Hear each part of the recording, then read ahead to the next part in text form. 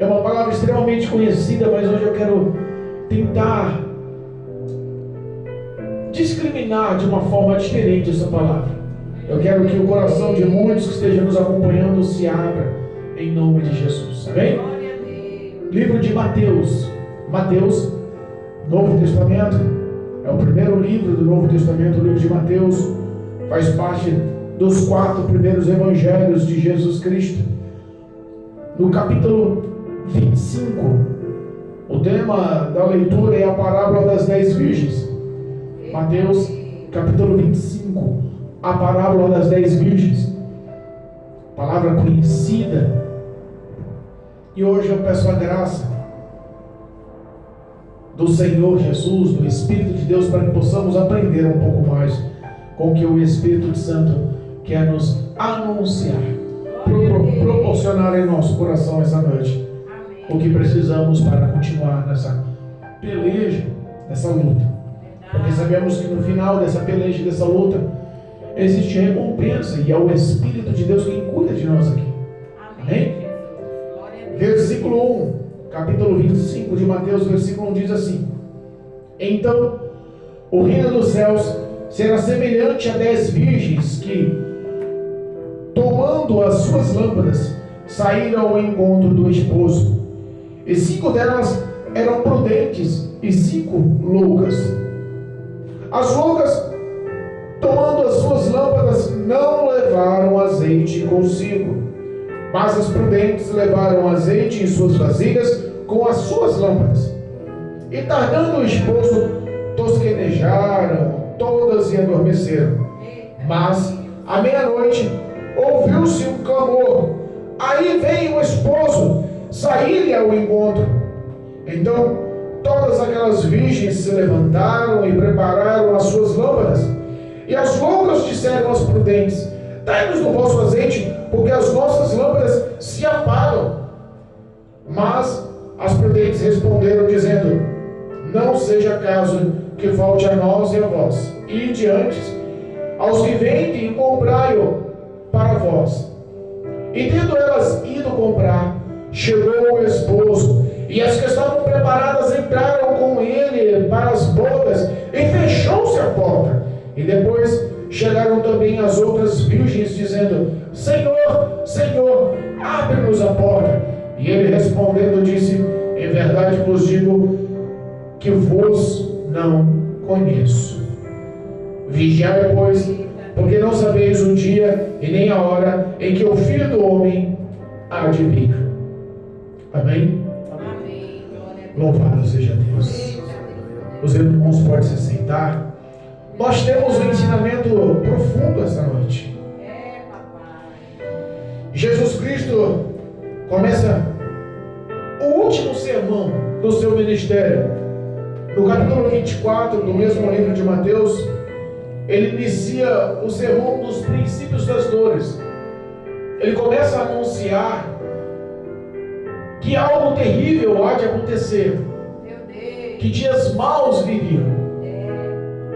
Ele começa a anunciar que haveriam tempos ruins no futuro, e estamos vivendo nos dias atuais.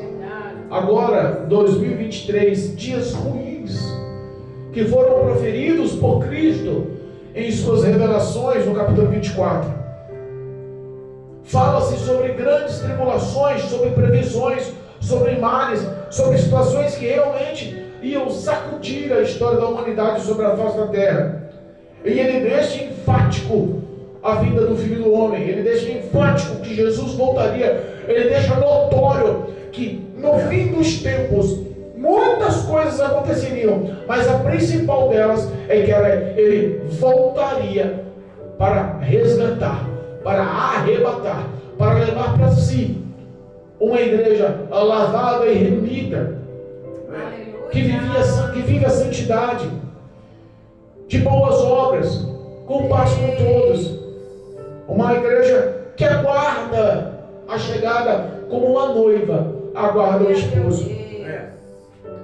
Ele fala sobre algumas parábolas, ele enfatiza, mas essa é uma das mais conhecidas. E nós sabemos que nesse mesmo capítulo 25, ele fala o término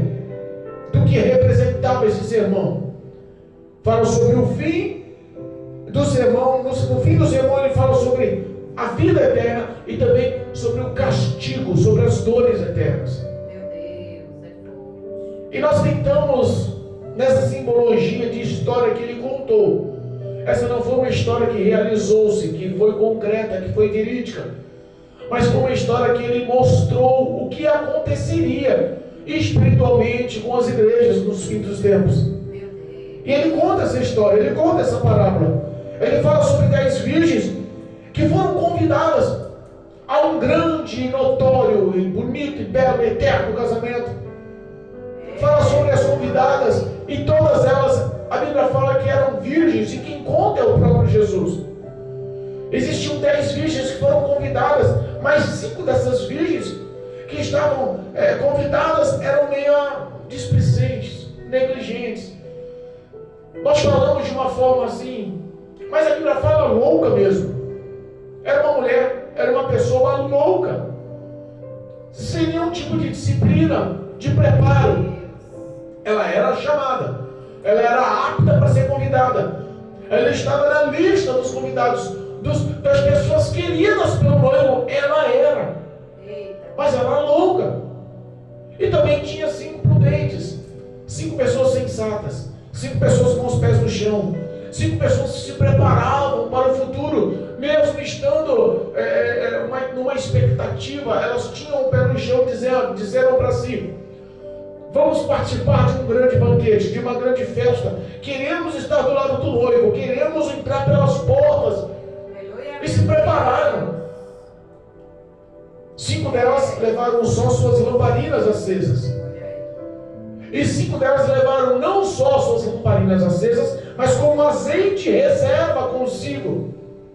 Mas as dificuldades surgiram. Elas preparadas, vestidas, elas noivas, santas, estavam aptas para a festa, capacitadas para festas, apresentadas para as festas. Olha só que muitas pessoas estão sendo vistas de boa vista, de boa aparência, de boa apresentação, mas o íntimo do coração não tem preparo, está agindo com loucura. A Bíblia fala que dificuldades surgiram, o noivo atrasou. Dificuldades surgiram e há realmente atraso em grandes festas, principalmente de um grande casamento. E a Bíblia fala que todas esperando e aguardando num ponto adequado, no local devido, num ponto estratégico, tiveram dificuldades porque o sono abateu todas. A Bíblia fala que todas adormeceram, pegaram no sono, dormiram.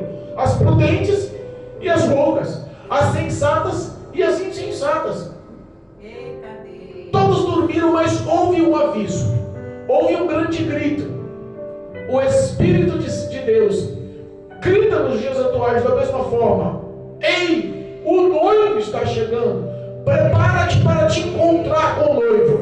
O Espírito Santo grita hoje para muitas igrejas, grita hoje para toda a humanidade, grita hoje para todos que estão dentro e fora, porque a Bíblia fala que o anunciador, quem proclamou, quem gritou, o servo que estava anunciando que o noivo vinha, ele não gritou sobre as noivas, ele gritou no meio da cidade para todos: ei, prepara-te para te encontrar, o noivo já vem.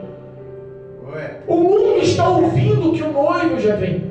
O mundo está entendendo que algo está para acontecer. A igreja sabe o que vai acontecer. O arrebatamento vai acontecer. Vai ser o maior feito já proclamado por Jesus Cristo em toda a face da terra. E todos têm consciência. Muitos estão dormindo, mas todos têm consciência. Muitos estão preparados e todos têm consciência, mas muitos estão agindo com loucura. Essa historinha fala sobre a preparação. Essa historinha fala sobre o encontro. Essa historinha fala sobre a felicidade das bodas, da festa de casamento. Essa historinha fala de dificuldades. Essa historinha fala de dor, de dormência, de sonolência.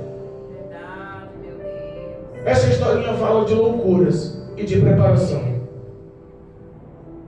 Nós podemos dividir essa historinha em 3 fases. A primeira fase, que eu acho que a igreja já entende com facilidade que o mundo jaz no maligno. Verdade, meu Deus. E o mundo, hoje, nos dias atuais, não está preocupado com a igreja. As pessoas que estão vivendo e praticando todos os prazeres e correndo atrás de todas as conquistas e tentando elevar-se e tentando se expressar com tudo que o mundo oferece, não estão preocupadas com o noivo. Verdade, meu Deus. Jesus não faz parte da história da igreja no mundo, Meu Deus. da história dos que estão afastados no mundo, da história dos que estão desviados no mundo, da história dos que estão enfraquecidos. Ele faz parte. Da história dos que estão esperando, ele faz parte. Mas a história do mundo, ele não faz parte. A Bíblia fala que o encontro será tão grandioso, tão poderoso, que a terra vai sentir, a natureza vai sentir. Aleluia. A Bíblia fala que o encontro será tão dramático em alguns setores, tão catastrófico em alguns setores, Meu Deus. que o mundo vai saber que algo está acontecendo. Aleluia. Essa semana eu vi um vídeo de um grande meteoro que se chocou com a Lua. Olha aí, Jesus. Houve uma explosão imensa, como nunca se viu. Eu fico imaginando que o planeta está nas mãos de Deus. Aleluia, Deus. A ação de tudo que acontece sobre a face da terra está nas mãos de Deus. Muitas e muitas coisas milimetricamente calculadas não têm explicação. A ciência nos mostra que existe muita perfeição nos moldes para a sobrevivência do ser humano sobre a face da terra. Verdade, meu Deus. Posição climática, pressão atmosférica, efeito das plantações, dos alimentos, o oxigênio, a água potável. Muita coisa está encaixada e modelada para a sobrevivência do ser humano sobre a face da Terra, e dessa forma não há nenhum outro planeta em nossa galáxia. Não há nenhum outro sistema dentro desse infinito universo que se compare com o que Deus fez para nós, para a nossa sobrevivência. Aleluia. E tudo isso que está acontecendo, tudo isso que está envolto sobre a terra, repara que está no controle de Deus. Mas um dia, como no sermão que foi iniciado no fim do ministério de Cristo, ele fala sobre dias maus. Ele fala sobre o sol verá sangue, escurecer-se, a lua verá sangue, o sol vai escurecer-se, as estrelas caírem dos céus. Meu Deus. Apocalipse nos mostra sobre 7 selos que serão rompidos. E um desses selos fala sobre a história do homem pecador, que não quer nada com Cristo, que não está guardando o noivo, que não mais faz parte do convite dessa igreja, Meu Deus. do convite dessas virgens. Apocalipse, capítulo 6. Eu quero que os irmãos acompanhem comigo em nome de Jesus. Apocalipse, capítulo 6, versículo 12 diz assim, 12 em diante.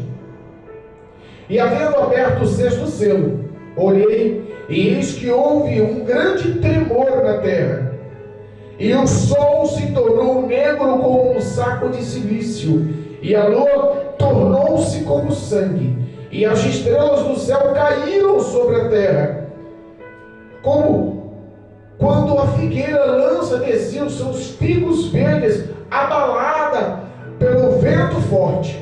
E o céu retirou-se como um livro que se enrola, e todos os montes e ilhas foram removidos do seu lugar. E os reis da terra, e os grandes e os ricos, e os tribunos, e os poderosos, e todos servos, todo livre,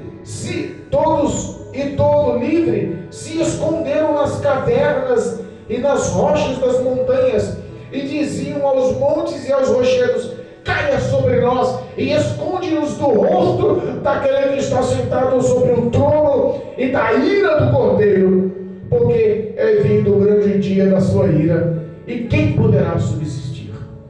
Meu Deus. Repara aqui, É muito forte, Jesus. o fim das pessoas que realmente já vivem no pecado e já não querem mais nenhum tipo de prática, de envolvimento, de relacionamento com a santidade, com a verdade, já não querem mais nenhum tipo de relacionamento com a salvação, com o Espírito de Deus, que já não tem mais envolvimento e amizade através da oração, que já não quer mais conhecer a Cristo pela palavra, que já está vivendo uma vida dissoluta em pecados e iniquidades e não se preocupa, porque o coração já está calcificado, endurecido. O fim, olha o que a Bíblia nos fala: o céu vai escurecer, as estrelas cairão do céu. Eu lembrei desse meteoro que chocou com a lua. Imagina se fosse o oposto, um meteoro daquele caindo sobre a face da terra. Um meteoro daquele caindo sobre a Europa, ou sobre a América do Norte, ou sobre a América do Sul, ou sobre o continente africano. Um só meteoro. A Bíblia fala que as estrelas aqui vão cair do céu, que o sol vai se escurecer como um saco de silício, que a lua se tornará como sangue. Será que nós estamos vendo alguns sinais do que está acontecendo sobre a face da terra, para que possamos entender que o fim está próximo? Fala que a comparação do que está para acontecer, ele bota a simbologia, João, no livro de Revelações de Apocalipse, que é como um figo verde. Um figo verde, ele está firme, ele está encaixado no tronco, firmado no tronco, mas ele é arrancado pelo poder do vento. Olha o poder do vento para arrancar o fruto. E aí ele mostra que todos os homens, olha, repara que o mundo tem tanta gente grande, todos os reis. Olha o versículo 15 diz assim, ó: e os reis da terra. Quem são os reis da terra? Os grandes políticos, os presidentes, os grandes governantes, os grandes e megas empresários. Olha, os reis da terra, os grandes, os ricos e os tribunos e os poderosos. Pessoas hoje que estão tão envolvidas com as conquistas e com os bens materiais, com o dinheiro e com o amor ao dinheiro, que não se preocupam com salvação, que não se preocupam com o amor ao próximo, que não se preocupam com a sua família na eternidade. Eles preocupam sim em não perder o que tem. Eles preocupam sim em conquistar cada vez mais o que tem. Ele não está falando aqui sobre outras pessoas a não ser os líderes, a não ser os que estão responsáveis pela subsistência humana. São os poderosos, são os tribunos, são os ricos, são os grandes, são os reis da terra. A todos eles, a Bíblia fala no versículo 16 aqui de Apocalipse, no capítulo 6, que eles vão se esconder em meio de rochas e rochedos, e de lá dentro de cavernas, no meio do buraco, a Bíblia fala que os montes serão derretidos. Imagina uma chuva de meteoro, imagina o céu escuro, o sol escurecido e a lua como sangue, e uma chuva de meteoros bombardeando a face da terra. Ela enfatiza aqui que os montes e os rochedos se desfarão. E pessoas escondidas nas cavernas. E quando tudo isso acontecer, o que vai acontecer? Sabe que os grandes ricos, os poderosos, os magnatas, a nata financeira da face da terra, constroem bunkers para subsistir às catástrofes do Apocalipse, em não sei quantos metros abaixo da terra, com alimento e oxigênio para muito tempo. Mas a Bíblia fala que no íntimo do coração eles vão gritar: cai logo sobre nós montes, cai logo sobre nós rochedos, mata-nos logo, para que nós não possamos estar de frente e encarar o dia da ira do Todo-Poderoso, daquele que está sentado no trono e do Cordeiro, o dia abrasador do Senhor. Eles mesmos vão reconhecer que são merecedores do inferno, que não querem encarar a face do juízo perante Deus, porque as suas obras já são más. Esses já não querem mais esperar o noivo. Esses já não querem mais viver a santidade. Esses já não estão aguardando com azeite ou com azeite com reserva. Esses são os que ouvem o anúncio: o noivo está chegando, prepara-te para encontrar-se com ele, mas não estão preocupados. Meu Deus. Mas a Bíblia fala também sobre a segunda situação. Olha só a segunda situação. A segunda situação já fala sobre a igreja. A primeira situação fala sobre o homem e o mundo. Os ricos, os grandes, os reis da terra, os poderosos. Esses já reconhecem o seu pecado e sabem da sua condenação. Aceitam a sua condenação. Não querem encarar o tribunal de Cristo. Mas a Bíblia fala também sobre as virgens loucas. Sobre as virgens imprudentes. Sobre aquelas que receberam convites. Sobre aquelas que realmente receberam porque se sentiam privilegiadas e eram privilegiadas, se sentiam capacitadas e eram capacitadas, se sentiam limpas, santificadas e eram limpas e santificadas. Elas eram virgens puras aos olhos do Senhor. As ações dela não correspondiam, mas elas faziam parte do corpo de Cristo. Elas andavam no caminho de Cristo. Elas conheciam a verdade de Cristo. Elas agiam como Cristo, mas não amavam como Cristo. Mas não sentiam como Cristo.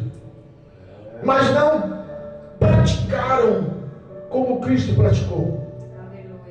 Em Mateus, o próprio livro de Mateus, no capítulo 7, versículo 21, vai nos lembrar um pouquinho da segunda ação das loucas, da segunda ação das 5 virgens que a própria Bíblia, o próprio Jesus intitulou e deu nome a elas, loucas. Geralmente é o diabo que tenta mudar a tua identidade, né?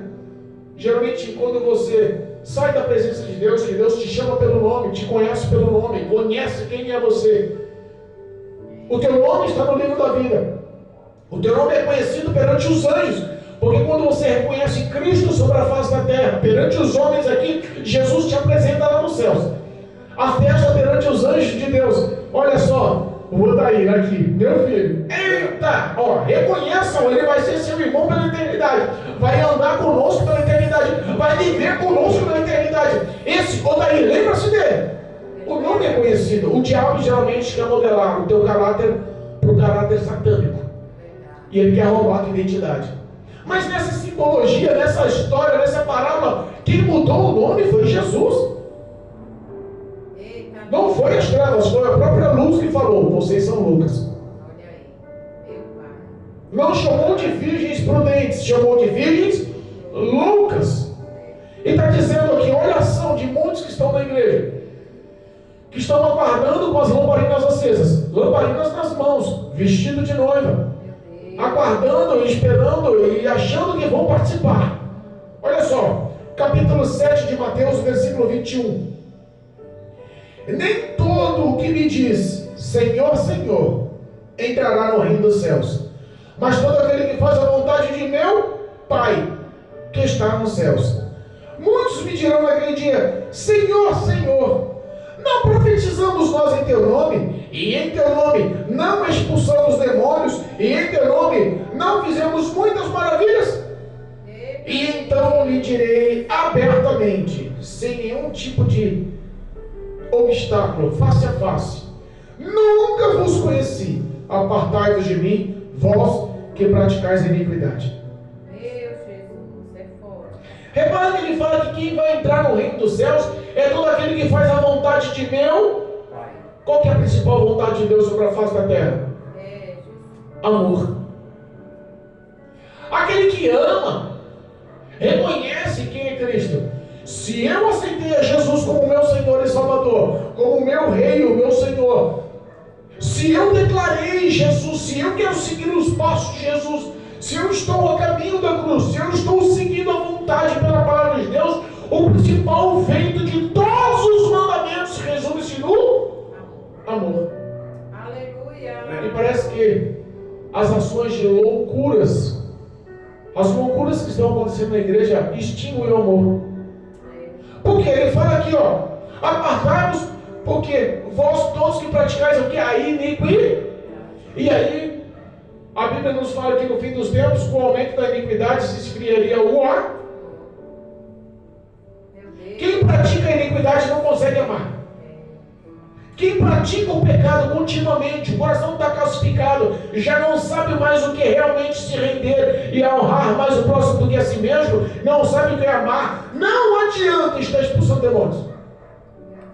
Não adianta estar pregando a palavra, estar anunciando o evangelho, estar profetizando como muitos intitulam-se profetas. Meu Deus, é forte demais. Eu vi um videozinho, minha esposa viu comigo, de um grande homem de Deus dos Estados Unidos. Ele aceitou a Jesus como Senhor e Salvador, e a força do primeiro amor na vida dele era tão intensa, tão grande, tão poderosa. Em 1982 ele se rendeu ao Senhor e começou a orar de uma só forma: Senhor, me dá da tua força e da tua graça para que eu cure os enfermos. Senhor, me dá da tua força e da tua graça para que eu expulse os demônios. Senhor, me dá da tua força e da tua graça para que eu ganhe grande multidão, nações para os céus. A chama dessa oração ardeu no coração dele. Ele queria unção e poder para expulsar demônios. Ele queria unção e poder para curar os enfermos. E ele queria unção e poder para anunciar o reino e ganhar nações para Cristo. Essa oração ficou no coração dele por 2 anos. Em 1984, por 2 anos, ele orava com a mesma intensidade, com a mesma força, com o mesmo calor, com a mesma vida, a ponto de ele gritar em uma das orações dele: Senhor, 2 anos clamando a mesma oração, me dá da tua unção, do teu poder, da tua graça, ou mata-me de vez, mas eu quero expulsar demônios, eu quero curar enfermos, e eu quero ganhar nações para o teu nome. Ele falou que nitidamente ouviu uma voz falando com ele. Como você me ouve, ele ouviu a Deus. Filho, o foco da sua oração está errado. Não é isso que eu espero de você. Ele catou e respondeu no íntimo do teu coração: Senhor, mas peraí. Não, Senhor, não é possível. O Senhor deve estar me confundindo. Tem muito profeta, muito filho amado na face da terra. Talvez o Senhor confundiu as minhas orações, confundiu a minha voz. Não é possível. Ele falou assim: não confundir. A tua oração está errada. Não se preocupe em expulsar demônios. Não se preocupe em curar enfermos. Não se preocupe em ganhar grandes multidões. Mas se preocupe com a tua salvação. Se preocupe em andar em santidade. Se preocupe em amar o próximo. Porque muitos vão dizer em minha presença no dia do juízo final que fizeram isso, mas eu não vou recebê-los. Judas, um dos meus seguidores, dos meus discípulos, expulsou demônios. Judas, um dos que estavam à Santa Ceia comigo, curou enfermos. Judas anunciou o meu reino, a minha palavra, e hoje está no inferno. E hoje padece no inferno. As loucuras de virgens que são chamadas, virgens que têm um convite para entrar no céu, virgens que têm o nome escrito no livro da vida, virgens que acham-se que estão aptas e capazes, mas andam no limite, só com a lamparinazinha assim acesa. Não tem intimidade, relacionamento, não tem bagagem, só estão a fim de poder. Eu sou profeta, não desonra profeta. Quem fala mal de profeta, a mão de Deus vai pesar. Quem fala mal de profeta, a sepultura está aberta. Eu expulso demônios, Deus me deu capacitação, e eu estou curando enfermos, e eu estou ganhando inúmeras pessoas para Deus, para Jesus, para o reino. Eu sou profeta ungido de Deus. Não fala mal do ungido, senão você vai para o inferno. Existem algumas loucuras. E Cristo está falando: lhe falta algo, romper com o pecado. Lhe falta algo, romper com a iniquidade. O pecado bloqueia e isola o entendimento. E aí aquele homem que estava conversando com Deus: Senhor, então eu perdi o foco do cristianismo. Eu perdi o sentido de ser cristão. Qual é a meta? Qual é o foco? Qual é a base do cristianismo? Aquela voz que falava com ele respondeu: filho, o foco do cristianismo, a base do cristianismo é conhecer-me intimamente. O que eu quero é só que você me conheça intimamente. O que eu quero é só que você chegue, meu chegado, próximo de mim, me entenda, me conheça.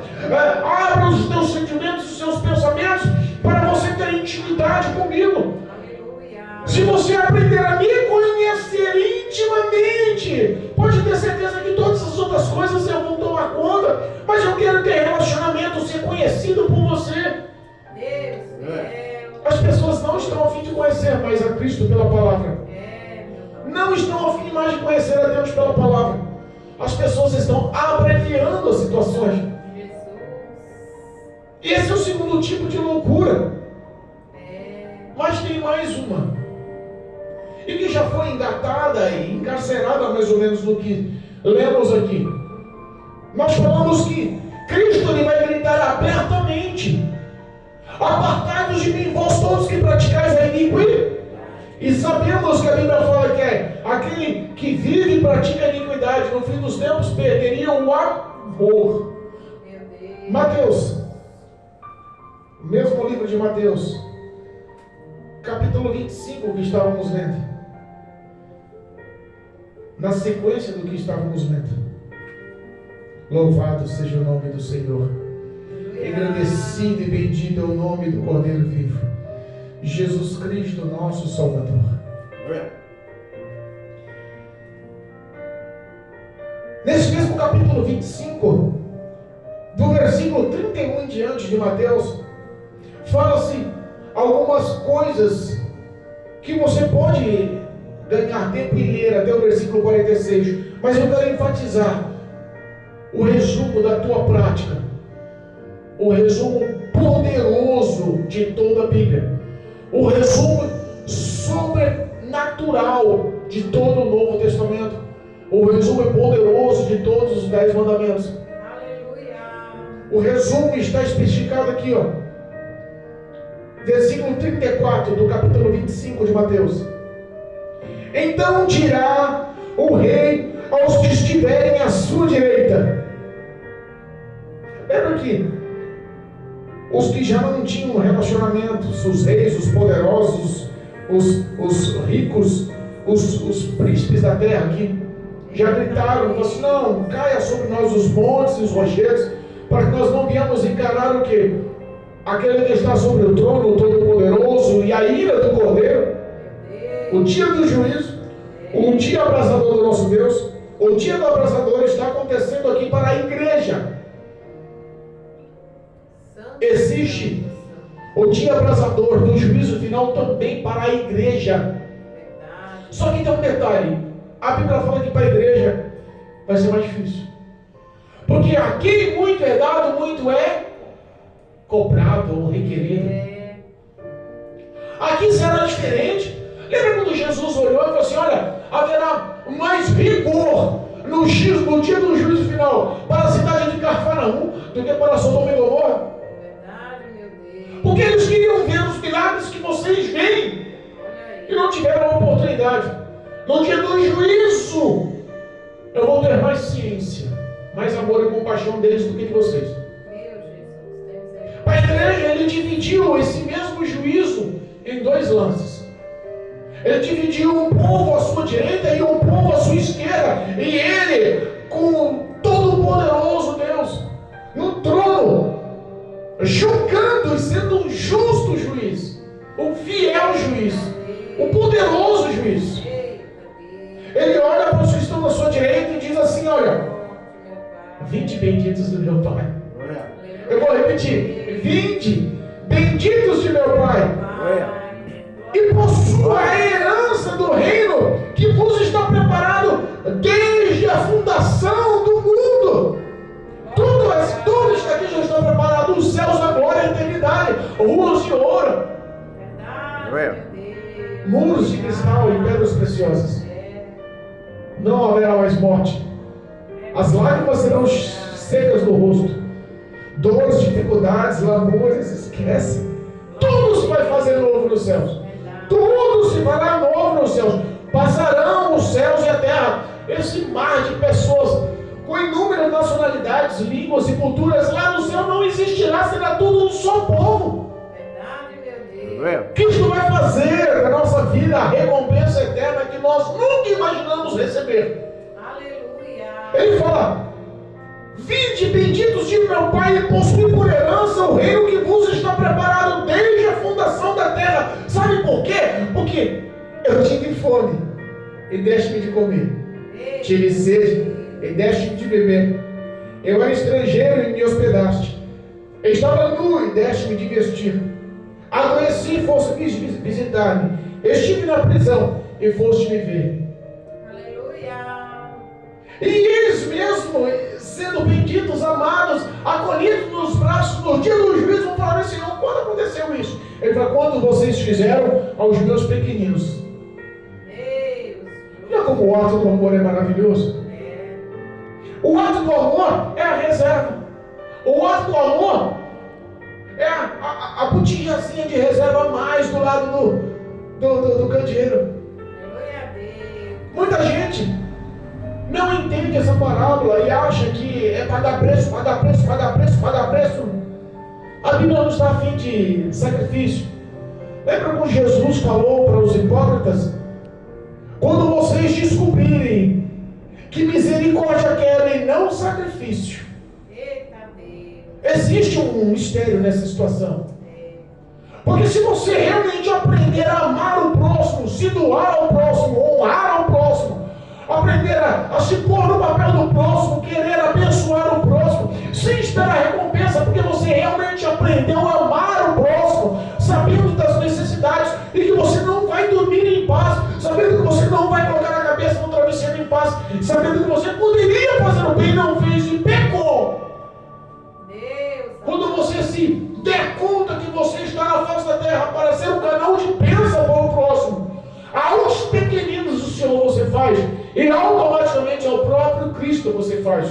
Ele reconhece um ato de amor contra uma multidão de pecados. Glória a Deus, aleluia. E aos outros ele separou, diz a Bíblia, que à sua esquerda. Versículo 41 diz assim, do mesmo capítulo 25: então dirá também aos que estiverem à sua esquerda: apartai-vos de mim, malditos, para o fogo. Repare que aqui já mudou a simbologia. Lá ele falava assim: apartai-vos de mim, vós que praticais a iniquidade. Aqui já tem o julgamento. Aqui já tem uma decisão. Aqui não está mostrando só o caráter da prática da iniquidade. Aqui está mostrando a ausência do amor, a ausência da prática de amar, a ausência da prática de honrar a palavra, de honrar o próximo, de se doar ao próximo, de honrar mais o próximo. Aqui ele está especificando já a diretriz do que você mereceu, o salário das tuas obras. Apartai-vos de mim, malditos, para o fogo eterno, preparado para o diabo e seus anjos. E ele explica, porque muitos não vão entender. Porque eu tive fome, é a mesma forma. Eu tive fome, não deixe-me de comer. Tive sede, não deixe-me de beber. Sendo estrangeiro, não me recolheste. Estando eu nu, não me vestistes. E estando enfermo e na prisão, não foste me visitar. Eles não vão entender. Sabe por que eles não vão entender? Porque estavam focados em prestígio, em recompensa, em honra na igreja. Estavam focados em salário, em acúmulo de bens das igrejas. Quantas pessoas estão vivendo uma vida de malditos dentro da igreja? Quantas pessoas estão vivendo uma vida de condenados para o fogo eterno dentro da igreja? Quantas pessoas têm um convite para entrar nos céus, suas mãos receberam do próprio nome? Tem um convite para o grande banquete celestial. Tem um convite para entrar pela porta. Tem um convite, mas abriram mão pelos seus prazeres.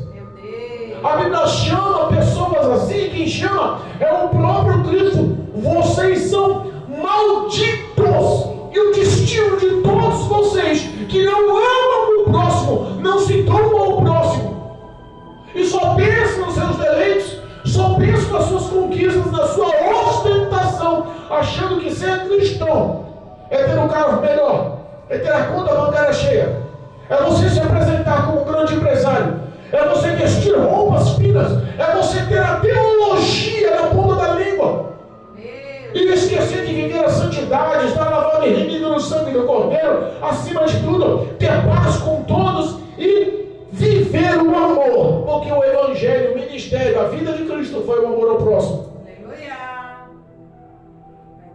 Apartai-vos de mim. Apartai-vos de mim. Lá ele disse que não conhecia, porque não tinha relacionamento. Eu não tenho relacionamento com quem vive assim. Você pode estar na igreja, você pode ser visto pelo pastor, você pode cantar nos grupos, você pode pregar a palavra, você pode orar pelo enfermo, você pode até expulsar demônios. Ele está dizendo aqui que eles tinham o dom de maravilhas. O dom de maravilhas mexe com o sobrenatural. O dom de maravilhas faz coisas incríveis, ressuscita mortos, faz o paralítico andar, faz o cego enxergar. O dom de maravilhas dado por Deus é a virtude do Espírito de Deus. Tudo isso Deus cumpre, tudo isso Deus age sobre a vida daqueles que são iníquos por amor ao próximo. A palavra de Deus resume no amor ao próximo. Aleluia. E ele está especificando nessa situação. Vocês não fizeram nada para quem tinha dificuldade. Vocês não olharam para o próximo. Vocês só olharam para si. Sabe aquela igrejinha pequena de 30 membros que chamaram você para pregar porque sentiram virtude de mim e você? Porque a graça da sabedoria eu te dei, porque os poderes da palavra estavam saindo dos seus lábios, porque virtude do seu corpo emanava para curar e libertar. Foi porque eu estava te usando, tudo foi por meu nome. Aquela igrejinha que te chamou, aquela igrejinha de 30 membros pequenininha, você falou assim: eu só vou lá se me pagarem $5.000. Eu só prego se me pagar $30.000. Estão cobrando $30 agora. Aquela igrejinha tinha os meus pequenininhos que estavam com fome. Aquela igrejinha tinha os que estavam nus, que não tinham como se vestir. Estavam com sede, não tinham que beber. Estavam enfermos, precisavam de um abraço, de uma visita, de um aconselhamento, de uma prática de amor. Mas você olhou a igreja e falou assim: não, essa pode me pagar $30.000.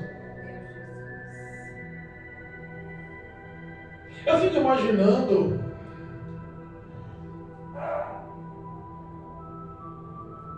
que a consciência no inferno vai ser o maior castigo do ser humano. A consciência do homem e da mulher que andou nos caminhos do Senhor, na eternidade, será o seu maior castigo. Tive a oportunidade de fazer o bem e não fiz. Preferi andar de helicóptero. Eu preferi andar de carro importado. O meu terno tem que ser o melhor. Não importa se o irmãozinho vem para a igreja de chinela havaiana com preguinho na sola. Não, ele tem que dar o dízimo, e se não dar o dízimo, não vou nem cumprimentar. Mas pastor, tem pessoas na igreja com fome, precisando de uma cesta básica, precisando de um dinheiro para pagar complementar de pagar uma conta de luz, comprar um gás, pagar uma conta. O armário está vazio, não tem dinheiro para o remédio. Ele está vindo de a pé para a igreja porque não tem mais dinheiro de condução e não quer pedir para o motorista uma carona, porque acha indigno. Prefere andar 2 horas a pé para chegar na igreja. O senhor não pode abençoar e ajudar? Não. A igreja não é casa de caridade, não. Misericórdia, Jesus. Eu imagino que esses pensamentos pela eternidade vão lhe doer muito mais. Vão lhe pesar a consciência muito mais. E saber que você esteve na casa do pão e ficou com fome. Esteve onde manava a água da vida eterna e nunca experimentou da água da vida eterna. Morreu com sede. Como Cristo fala a Nicodemos, o necessário é nascer de novo, da água e do Espírito, para que possa entrar no reino dos céus. 10 virgens, 5 agindo dessas formas. O mundo recebeu o convite, mas não valorizou. As 10 que receberam o convite acharam que estavam aptas, acharam que estavam capazes, mas andando nas indulgências, andando na sua própria consciência, nos seus próprios pensamentos, na sua própria carne. Não entenderam o último versículo dessa leitura oficial. Meu Deus. Versículo 13 do capítulo 25. Vigiai, porque não sabeis o dia nem a hora em que o Filho do Homem há de vir. Vigiai, porque vocês não sabem o dia e a hora em que Cristo há de vir buscar a sua igreja. Verdade, meu Deus. Jesus Cristo te ama. Eita Deus. A porta da graça está aberta. Aleluia. A salvação em Cristo Jesus é real. Verdade, O meu Deus. céu é real, a recompensa é real, a vida eterna é real. Mas as suas más obras possam te levar também para uma realidade obscura que não foi preparada para os homens. Não. Deus não fez o lago de fogo e enxofre, a segunda morte, para os homens. Jesus está especificando aqui, nesse último sermão, preocupado com a salvação do homem, amando o homem, mostrando o caminho estreito e o caminho correto para o homem, mostrando apoio, mostrando ajuda, mostrando que o Espírito Santo segura nas mãos dos que estão enfraquecidos, direciona para esse mesmo caminho, mostrando que vale a pena sofrer pelo Evangelho. Aleluia. Obrigado. E querendo colocar no coração os sentimentos que foi colocado no coração de Paulo. Combati o bom combate. Acabei a carreira. A minha carreira se findou. Mas eu consegui guardar a... Glória a Deus. Aleluia. Combati o bom combate. Acabei a carreira. E guardei a fé. Glória a Deus. Aleluia. Se você pratica a iniquidade, não sabe que é amor ao próximo, é porque você não tem vida e nem relacionamento, não é conhecido por Deus. E se você não é conhecido por Deus, cuidado. Pode até achar que a sua lamparina está acesa. Pode até achar que você está garantido de entrar no reino dos céus. Mas as suas obras falam muito mais do que a sua boca. Cristo Jesus quer, como o noivo, encontrar a noiva, lavada e remida, santificada, em paz com todos, com boas obras, aguardando com santidade a presença do Cordeiro vivo. Irmãos, entendam uma coisa: queira ou não queira, o arrebatamento vai acontecer. Jesus Cristo vai vir buscar aqueles que o aguardam. Então aguarde prudentemente. Não seja louca. Aguarde sensatamente. Não seja louca. E o segredo disso é ter relacionamento e ser conhecida por Deus, ser conhecido por Deus e praticar o que Cristo nos ensinou: amor ao próximo. Em nome de Jesus. Amém?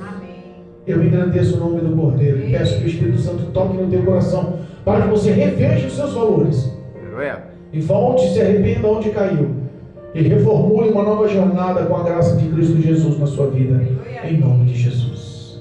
Amém? Louvado seja Deus, glorificado seja o nome do Cordeiro vivo.